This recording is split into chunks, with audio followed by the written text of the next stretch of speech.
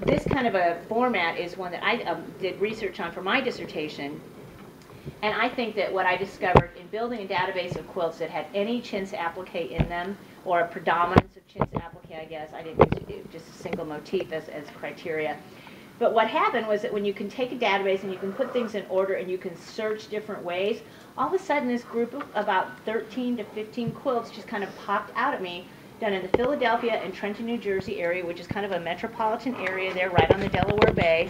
They were all done with this kind of a style where it's single blocks without sashing, sometimes with an outer border, but often not. And what I've discovered is that they were oftentimes signed quilts.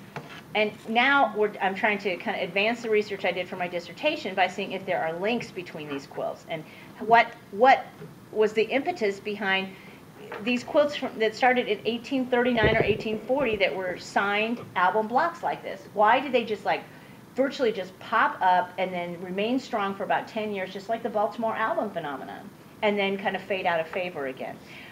There's not an answer yet to that question, but we were able to, when I did my research, I started out with this quilt, and there were two others that we thought were linked, one at the Daughters of the American Revolution and one at the Denver Art Museum. So by using our fabulous Joan Laughlin, who's giving a paper this weekend with my sister, she does all the genealogical work for us. She did the genealogy, I did the analysis. We found that they were all indeed linked. We just had to go a little bit further back in the family to understand how the marriage worked. And the quilts were probably made by two sisters and a sister-in-law or a cousin-in-law. I can't remember exactly now. What was crazy to me, though, is that we did all that research and we finally figured it out, finally made the link between them. And then I finally went back and said, I want to look at the fabrics in the quilt.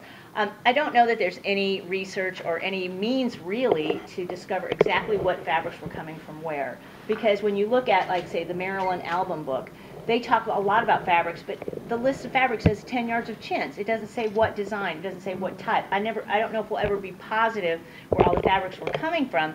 But what you can do is you can see consistent fabrics used over and over again in quilts in the area. So they were coming from England. We do know that England had kind of a stranglehold on the American market as far as providing cotton fabrics at this time. And they really tried to hold on to that desperately. They outlawed the importation of the machinery to print cotton cloth. And so America really wasn't involved in the printing. They supplied the cotton to England, and England shipped it back to us. So we know what we're probably looking at are English cottons. But it's almost impossible to say exactly where they came from, when they were produced, that kind of thing. But in looking at the three quilts, I started saying, well, how about how many fabrics are shared? Well, then I was like, oh my gosh, if you look at these quilts, the format of the quilts is the same. They have a center medallion. They have the same chintzes in the four corners. They have all this symmetrical balance to them.